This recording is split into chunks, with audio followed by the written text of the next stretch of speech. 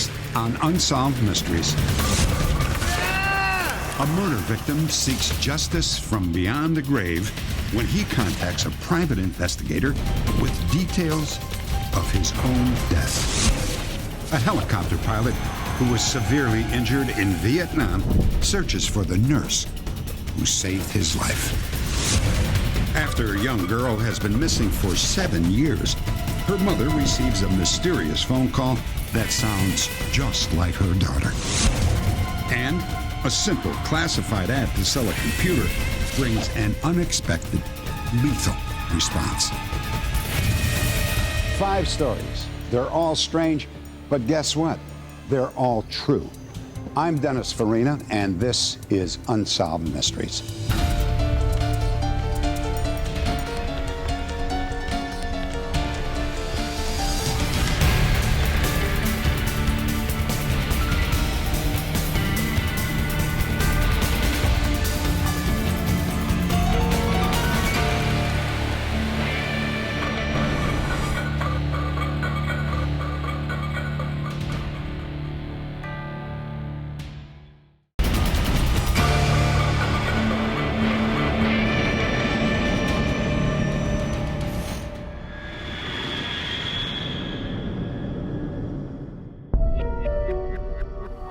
I'm David Chase. I was murdered. Go buy the Sunday paper. This is what Phil Harris heard one night when he fell asleep in his easy chair. It seemed crazy, but Phil couldn't help being curious. He searched the morning paper looking for any mention of a David Chase. He said to me, a strange thing happened. A voice came to me about 4 this morning while I was sitting here studying. And he said the voice told me his name and said that I need to look in the paper and that he was murdered and I need to help. David Chase was a local cabinet maker who had drowned 4 months earlier. His wife is convinced that he had been murdered. Phil Harris believed that for some reason, he had been chosen to solve the case.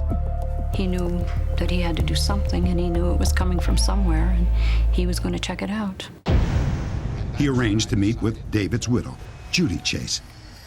I really don't know what to think. Naturally, Judy was skeptical, until Phil began to talk about things that only David could have known.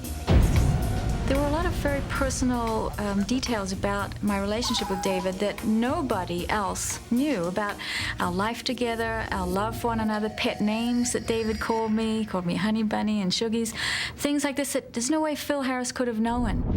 Phil and Judy struck an unusual deal. For $1, Phil agreed to investigate the case until it was solved. You've got a deal. Thank you so much. Phil Harris was a retired police detective and a credible source. We arranged to interview him about the case, but unfortunately, just a few weeks before filming began, Harris died of a massive heart attack.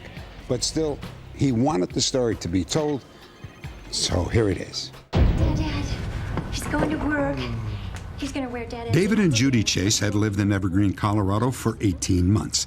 They had no children, but were planning to adopt 2 foster kids who were living with them. Matt should be here any minute. One summer day, David was scheduled to work with a local handyman named Matt Orahowski. They needed to finish a roofing job and clear away brush from the local Elks Club. By noon, the work was done. The 2 men went to lunch and then stopped at the bank, where David cashed a check for $1,800. Hey, let's go drink some beer and shoot some pool. Sounds good. Yeah? Let's go. Judy was concerned when David didn't come home that night, and by the next morning, she knew that something was wrong. She immediately drove to Matt's house. No, Matt, where is my husband? You ain't home? No, he never came home. I left him at the bar, Where? On the deck? shooting pool. Judy claims that Matt's girlfriend called her later that morning. She said he had told her when she asked about David that David had said, "Oh, I'm going for a swim. I've got a raft." And I found this completely bewildering. I mean, my husband was a very experienced mountain climber and had studied hypothermia and knew fully well the dangers of jumping into a snow-fed river. So the story was absolutely, completely impossible for me to believe. The Bear Creek River runs right by the bar where David and Matt were last seen together. By this time, Judy didn't believe anything Matt had to say, so she went to the police. When authorities questioned Matt, he told the same story that he had told his girlfriend. Matt has told us that he and David had been drinking most of the day, and that after they did that, they went out into the parking lot and unloaded these tree limbs from Matt's truck into Bear Creek. As they finished unloading, Matt told us that David jumped into the river and said, "Pick me up in Morrison." 6 weeks later, David's body was found in the Bear Creek River, 3 miles downstream from where he was last seen. The autopsy supported Matt's story. The coroner ruled that the cause of death was, quote, consistent with drowning. But Judy said that some of the coroner's findings made her suspicious. For instance, even though Matt claimed that they had been drinking all day, the autopsy didn't show that David was drunk at the time of death. Also, his neck was broken and there were unusual cuts on both of his legs. His clothes were evidently ripped from his body. He had partial clothing around his leg from his pants, and his shoes and socks were still intact, but the rest of his clothes were missing. There's no way David's blue jeans would come off, no matter how long he'd been in that water, because he tucked them into his boots, and the only way to get those jeans off would be to cut them off. Police questioned Matt again. This time, he changed 2 important details in his story. He now said that he and David left the bar and drove down the street to dump the brush from the job. He also said that David fell into the river and didn't jump. If it really was an accident, Judy wondered why Matt didn't try to get help from the nearby fire station. This location was 50 yards from the fire station. It was 10 yards from where people were still playing pool. You could have gotten someone to come and help within 1 minute, and David's life could have been saved. It was 3 months later that Phil Harris contacted Judy to say that David had been speaking to him from beyond the grave on a regular basis. Phil said the voice gave him details about what happened the day that David disappeared. These are the exact words he heard. Before I deposited my check for $1,800, he talked me into cashing it and keeping the money in my pocket, under the guise of possibly buying a decent truck from him. I had second thoughts about buying a truck from Matt, and I told him that as we were leaving the bar. Matt was furious with me at the time, which I didn't realize. As soon as we got back by his truck, he started to tell me that I had promised him this money and therefore it was his. Matt shoved me in the chest. I shoved him back and he hit me in the face. I immediately hit him back in the nose and he started bleeding very hard from the nose. This made him extremely mad and he flew into me. We went down very near the edge of the water. In fact, we were up against the small retaining wall, fighting on the ground. We rolled around and tried to punch each other, and I feel Matt got in a couple of good punches.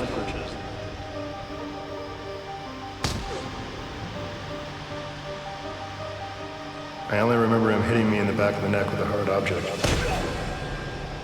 I don't know what he hit me with, but it broke my neck. Phil went on to say that Matt had an accomplice who helped him get rid of the body and the bloody clothes. The cuts on David's legs came from a knife. The knife that was used to cut my clothing off belonged to the other person. This is where Matt cut my clothes off rather than take my boots off.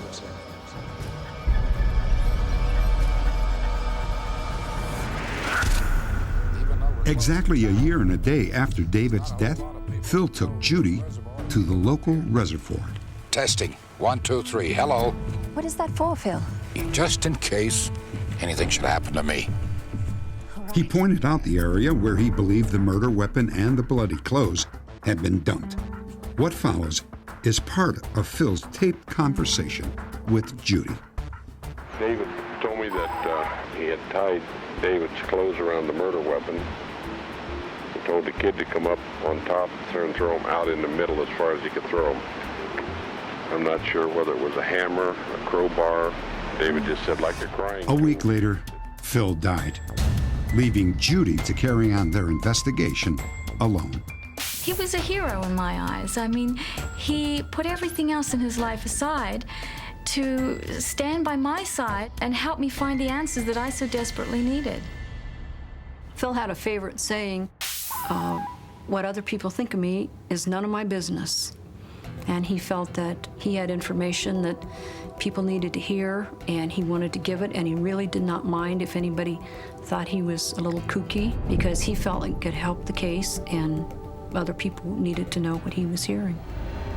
Well, obviously, if we were going to develop a criminal case, we would have to have something that we could present in court that would be a prosecutable situation. And in order to do that, you have to have evidence that you can put your hands on and witnesses that you can talk to. So the information that Phil Harris was presenting, although not discounted, needs to be corroborated through some other source. Matt Orachowski declined to be interviewed for this story. It is important to remember that he has not been charged with any crime, and the source of the accusations against him is highly questionable. According to Phil Harris, the voice of David's spirit told him there was, in fact, a witness to his murder. If you are that witness, or if you have any information about the death of David Chase, please log on to our website at unsolved.com.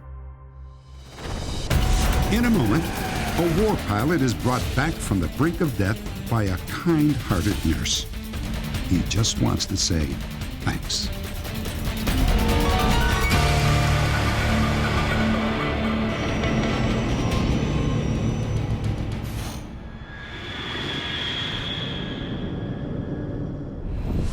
In 1965, 18-year-old Jim Meade Jr. quit college to serve in Vietnam.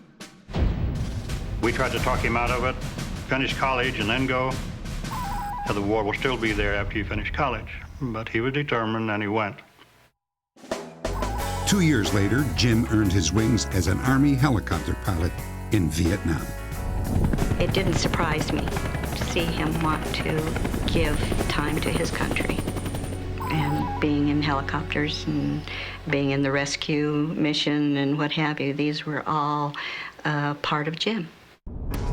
Jim served in Vietnam for only 3 months, transporting troops to and from the front line. Twice, Jim was shot down, and twice, he went back to duty. But the third time, he was not so lucky.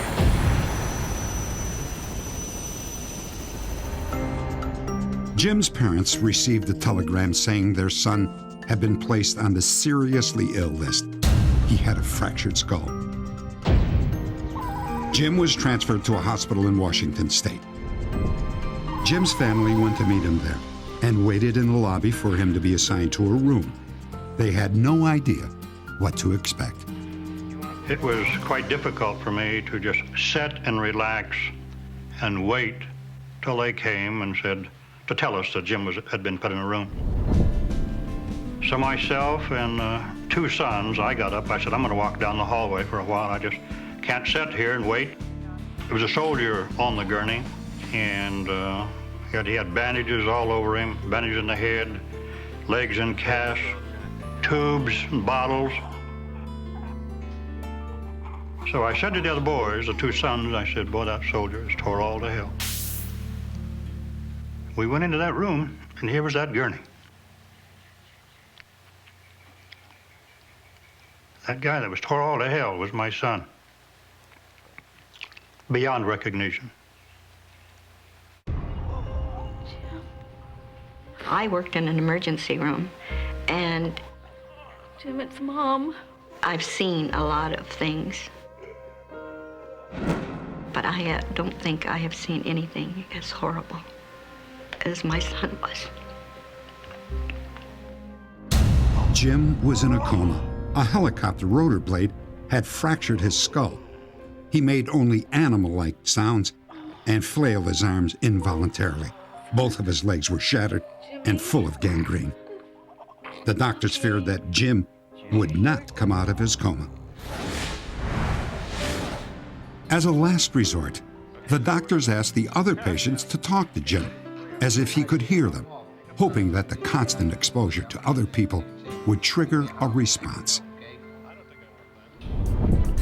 Incredibly, it worked. After 10 weeks, Jim came out of his coma. He would eventually make a full recovery. But when Jim came out of the coma, he had no memory of his first 19 years.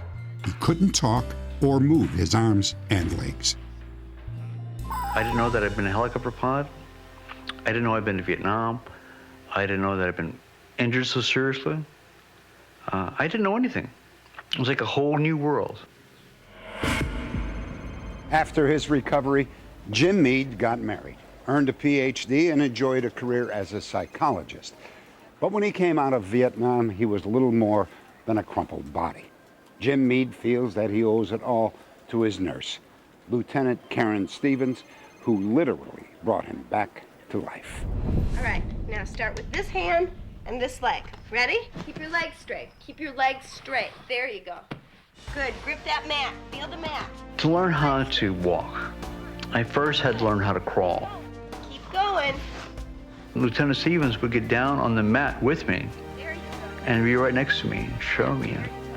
Because I didn't have any coordination between my arms, legs, and the commands from my brain. I remember one time in particular, there were some basic trainees who had sprained ankles or whatever, and were in the hospital and were in physical therapy. Okay, get your legs a little bit further apart. There you go. And one time, or after a series of times, falling on my face, they started laughing at me. And I remember her getting so angry. What gives you the right to laugh at him? That is a person who has been at war. Now I want you both out of here right now. Come on, get out. And just the way she yelled at them and kicked them out, because she was so mad, meant a lot to me. Because she had so many patients, Lieutenant Stevens could only give Jim physical therapy 1 hour each day. She thought it would be better if he returned home to work more intensely with his parents. We're going to play ball today. For 12 grueling hours every day, Jim's parents exercised his motor skills and taught him how to talk, all under the guidance of Lieutenant Stevens. Come on, back here. Nearly 1 year after Jim first arrived at the hospital, Lieutenant Stevens told him that she was leaving the Army. She never got to see Jim walk, and she had no idea how she had influenced his recovery. And over the years, I've thought about her many, many times. She was really important to me. And she always will be. Don't give up. Don't. If I saw her now, I don't know what I'd do. Cry, maybe? Maybe just laugh a lot? I don't know. I've thought about seeing her so many times. It's like she never left. Update. The morning after our broadcast, Jim's 15-year search came to an end. I was watching TV, and I saw Jim at the beginning of the program. And I said to my family, I treated that fella when I was in the service. And the next remark was that they were looking for Lieutenant Stevens. And I thought, well, that was my maiden name. And at that point, I realized that this was going to be more than just a program to watch. A short time later, Jim and Karen were reunited. Oh, yeah. Oh, it's good to see you. you doing? Oh, good. How you doing? Oh, I'm fine. You look wonderful. The reunion today has been everything I expected it to be. It will stand out as one of the most exciting days of my life. It's thrilling to see someone that has come back so far and made a success of their life. But a lot of people had a lot to do with Jim Meade's recovery. I was just a small part. It would be very difficult for me to put into words what this day has meant to me. It just makes the future that much brighter because I do know that now the dreams do come true. Today, Jim Meade is retired and lives with his wife in Oregon. Karen Stevens Nelson lives in San Diego. They still keep in touch. Next, a violent confrontation, a mysterious phone call, and a strange psychic vision are the only clues to a young woman's disappearance.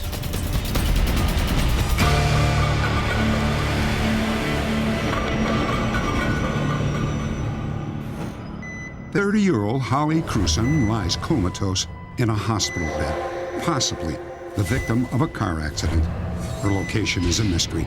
How she got there is unknown. These are not scenes from real life. They are images from the mind of a psychic." Over the years, we've heard many claims about what psychics can and cannot do. In this case, a psychic tells us that her visions may explain the disappearance of a young woman in California. La Mesa, California was Holly Krewson's hometown. From a very young age, she dreamed of becoming a movie star. She started into beauty pageants, and she loved the attention and the beautiful dresses. And we kind of put her on a pedestal, you know. But Holly's life wasn't all pageants and dresses. According to her mother, Holly was molested by a trusted family friend when she was just 11 years old. A few years later, her parents divorced. And then when she got into her middle teens, I think she started hanging around with the wrong crowd and kind of lost interest in the dancing and the pageants and wanted to be grown up. Holly dropped out of school and began working as a waitress. Who's that guy?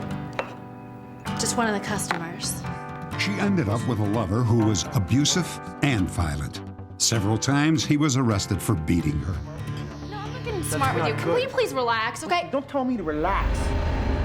Gwen says she didn't see her daughter very often.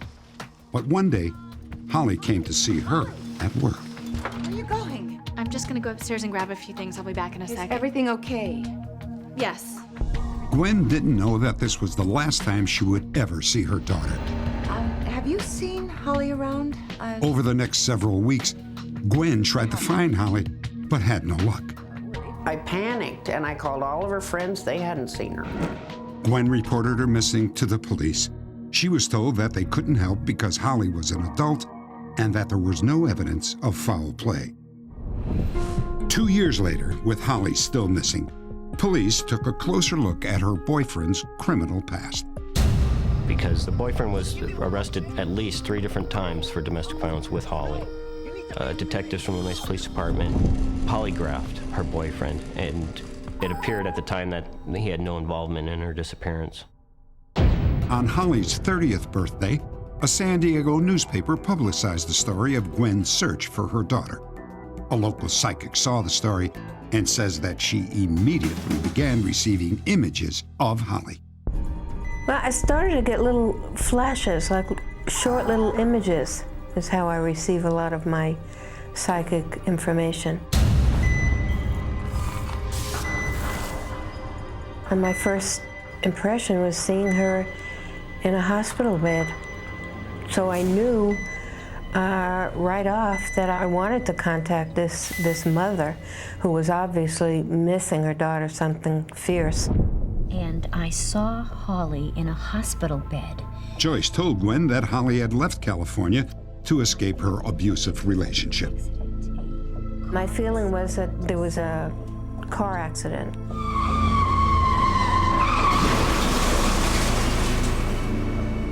And she was in a somewhat semi-comatose condition. The name Marymount came to me. Joyce believed that Holly possibly received treatment at a hospital called Marymount. She also claimed the towns of Marysville and Kenwood were significant, but she couldn't make any further connections. 3 months later, Gwen received a phone call that would change her life. Hello? Holly? I hear this weak little voice say, Holly? "Hi, Mama." And I didn't hear anything. And I said, "Who is this?" And the voice said, "Holly," kind of strained, like she was crying. And I said, "Holly, is that you?" Are you still there, Holly? Gwen had a tape recorder handy and recorded part of the call. "Holly, I love you. Talk to me. This is your mom." "Holly? Mom? Talk to me. I love you, Mom. I want to find you. I want to help you. Where are you?" "I don't know. Huh? Are you in San Diego? Ohio? Ohio? Where in Ohio?" "Holly, I love you. Hey." And then pretty soon it disconnected. But I know it was her. I mean, mothers know these things.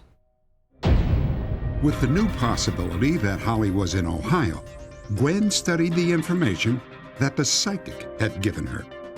I got my atlas out and I found Marysville. There's a Marysville there. There's a Marymount Hospital, and it's right on the map. Gwen contacted several Ohio hospitals. However, they were not allowed to release any medical information, even if they had treated Holly. You sure you don't have anybody there by that name? Investigators later turned up a promising lead. The owner of a campground outside La Mesa reported seeing Holly a few months after she was believed to have disappeared. Holly Cruson, her boyfriend, and one other person, last name of Humby, were up at a campground in Julian, California. Throughout the weekend, Holly's boyfriend was creating trouble, drinking too much, it sounded like, just creating a general disturbance. You guys are taking off. What are you talking about loaded up? When they were finally asked to leave, as they left the campground, the boyfriend pointed a gun at the owner, threatened to come back and shoot him because they were being kicked out of the park. Gwen says she will not rest until she finds out what happened to Holly. If I gave up hope, whoever took her or killed her or holding her captive or whatever the case may be, they've won. And they're not going to win. As long as I'm alive, I'm going to keep looking for my daughter. Update. A year after Holly disappeared, skeletal remains were found near San Diego. Dental records later confirmed that the remains were those of Holly Cruson. Authorities won't release any details other than to say her case is now considered a homicide. Next, when he answered the for sale ad, he seemed like an innocent buyer, but it was just a cover for a deadly trap.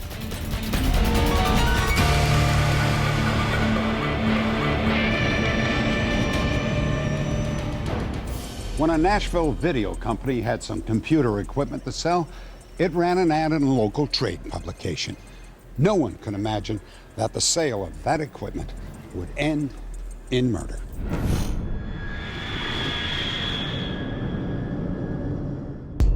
Okay, if you've got a couple minutes, I'd like to ask you some specific questions about it because I'm really interested. One fall day, a man calling himself Tom Johnson answered the ad. He said that he was a freelance computer programmer and database consultant. A few days later, Johnson met with a videotape editor named Jeremy for a demonstration. Mainly concerned with a fast processor. And the two men eventually agreed on a price of $31,000. Johnson asked that the computer system be delivered to his office, which was several hundred miles away. In the middle of the night, Jeremy and his fiancée, Heather Uffelman, set off on the 5-hour drive. That you were attracted to me. I'd been working for about 30 hours on another project and was completely exhausted. And I said, well, I don't know if I'm going to be able to find anybody except Heather at this point, and I'd like to take her along anyway because, you know, we enjoy taking trips together. After driving all night, they arrived at Tom Johnson's motel. Originally, we had been set to meet in an industrial park, but he said that the directions to the industrial park were so complex that he would prefer to meet us first at his motel. Come on in. Tom, hi. How you doing? This is my fiancée, Heather. We arrived a little early, I think. But he said that his business partner would be along shortly, and he was bringing the certified check. Here, and he should be here in about half an hour, 45 minutes. Where's he coming from, you know? He's coming from the office. A half an hour later, Johnson suggested that they put the computer into his car while they waited for his partner to arrive with the money. We so trusted this guy, it didn't strike me as being odd. There were absolutely no clues that this guy was anything but what he said he was. The three returned to Johnson's room and talked for another 20 minutes. Finally, Jeremy grew tired of waiting. Tom, I've been up about 30 hours. If you knew where your president was, we could close this deal. I think we can close this deal right now. Are you kidding? No, I'm not kidding. Put your money belt over there and get down on your knees. You, stand up. Take the sheet off that bed and lay it down here on the floor. Hurry up. Put the sheet down here. Lay it on the ground. Lay down. The person we'd been talking to before was this kind of thoughtful, introspective guy interested in computers, and then this person who was pointing the gun was cold and calculating and deliberate. He knew exactly what he wanted to do. Now lay down in it. Roll yourself up in it. Your company's going to get an insurance check, and I'm going to get the computer, and everybody's going to be fine. Don't look at her. And then a second later, I hear a sharp buzzing in my ear, almost like a siren, and the whole room spins because he's struck me in the back of the head. And then we moved over to Heather, and I saw him raise his hand up and bring it down, and when he did, Heather screamed this horrible scream, so he kept hitting her. Stop screaming and he'll leave! So he came back over and hit me more, and then went back over and hit her more. And then as he backed out of the room, still pointing the gun at us, he dusted the countertop for fingerprints as he walked out of the room. And as soon as he left, I crawled over to Heather and I told her that I was going to get help and that we were going to be okay. And what I saw haunts me. You know, I can't get the picture out of my head. I mean, that someone could so hurt such a gentle person. Heather and Jeremy were rushed to a nearby hospital. 2 hours later, Heather died of massive head injuries. Authorities questioned witnesses and searched the motel room. They found what the killer had used to beat Jeremy and Heather. The hammer was still wrapped in plastic, still had the card identifying its weight, its SKU number, but we have not been able to trace exactly which store it was purchased from. I think we can close this deal right now. It's unusual that he had a handgun, especially a small caliber handgun. I didn't use this handgun to kill the victims. Police discovered that a woman had visited the motel manager about an hour before the attack. Yes, ma'am. May I help you? Yes, I'd like to report a disturbance down in... Investigators believe that woman may have been Johnson's accomplice. They speculate that she tried to sabotage the plan after learning that Johnson intended to murder his victims. I wouldn't have come down here if I didn't think this was urgent. If we could locate the mystery woman that entered into the motel that morning, maybe she could give us further information, or anybody at the motel, if they would come forward and give us any further information on the vehicle or this suspect called Tom Johnson, or if anybody has any information on the computer, its whereabouts. Johnson is approximately 6 feet tall and weighs 165 pounds. He has sandy brown hair and may be wearing glasses. Tom Johnson is a riddle. He had a smile and a way of talking to you that made you feel very much at ease. Tom Johnson could be someone's coworker. It could be someone's, acquaintance, and they would have no clue that this other side is there at all until it was too late. If you have any information about this case, please log on to our website at unsolved.com.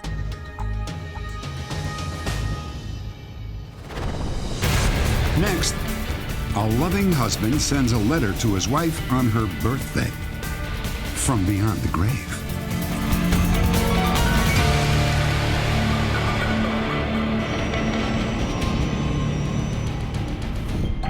I can't believe it's been 34 years.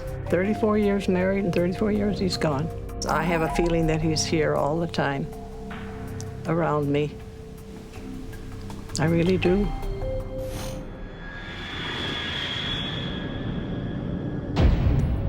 During the 1930s and 40s, Teresa and Frank Wilson were busy raising their 7 children. Money was scarce, but the Wilsons were content with the simple things in life. And then tragedy struck. Frank? The last time I saw Frank, we got up at our usual time, 6 o'clock, and went to the door, like I always did, to kiss him goodbye. Surprise me. All right. Goodbye, sweetheart. And that was his last words, when he said goodbye, sweetheart. Frank Wilson died of a heart attack on his way to work. Frank was only 59 years old. Teresa's family, which eventually grew to include more than 24 grandchildren, helped to fill the void left by Frank's death.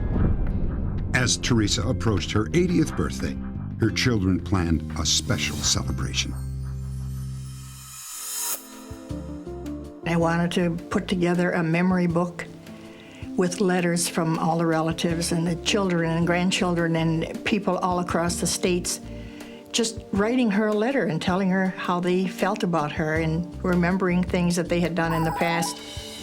And it took a long time, and it was a lot of work, but it was worth it. Margaret says that one of those letters arrived as she tossed and turned on a sleepless night.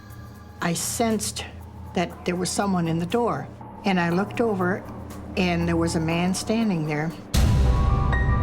And it just came to me that it was my father. Margaret, I'm here because I want you to take down a letter. Letter? You mean a letter from Mom's book? Margaret says that she grabbed her journal and began scribbling. Dear Tress, as you celebrate your 80th birthday, I want you to know I'll be at your side as you blow out the candles on your cake. Happy birthday, sweetheart. When he was done, I looked up at him again, and he smiled, and he was gone. He just vanished. And I woke up the next morning, and I thought, what a dream. What a dream I had. When Margaret read the love letter the next day, she began to realize that this was not just a dream. If I were really here, I would shower you with sapphires, as blue as the ocean, to match your eyes. My father was always like that. I mean, when my mother's regular birthdays came around, he was so... Sometimes they didn't have enough money to buy her a gift, but he always had something special for her, and I really think this was the most special thing he had in all her years. The night of the party finally arrived.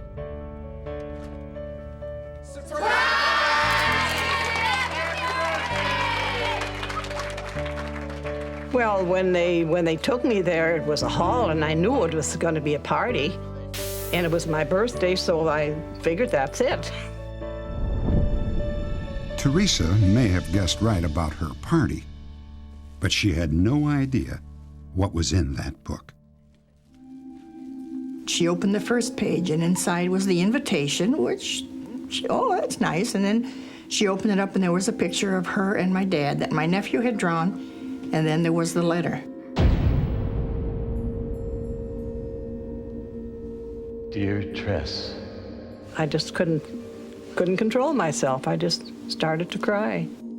At first, Teresa thought that Margaret had written the letter as a way of including Frank in the celebration. But then she began to wonder. When it said, Dear Tress, everybody else called me Teresa, but he called me Tress. happy birthday, sweetheart, Frank. Couldn't get past the first page. I was in tears. How did you know what he called me? What do you mean? Sweetheart. I didn't. I just wrote what he said. I couldn't believe it. I said, oh no, it's just a dream. But then when she told me that she never knew about him calling me sweetheart, and she said that's what he signed it, told me to sign it, and then I believed it. More than a decade has passed since Teresa received the letter. Could it really have been a message from beyond the grave? Well, for Teresa, the answer is immaterial. For her, the letter remains a tangible link to her one true love. Well, I read his letter and I can just hear him say it just like he was right there. I love you more as each day brings us closer together. Stay a while, though. I'll wait forever. I loved that part of it. He doesn't want me to leave yet. And I guess my kids don't want me to leave either. But it gave me a good feeling to know that when I go, they shouldn't feel bad because I'll have somebody waiting for me.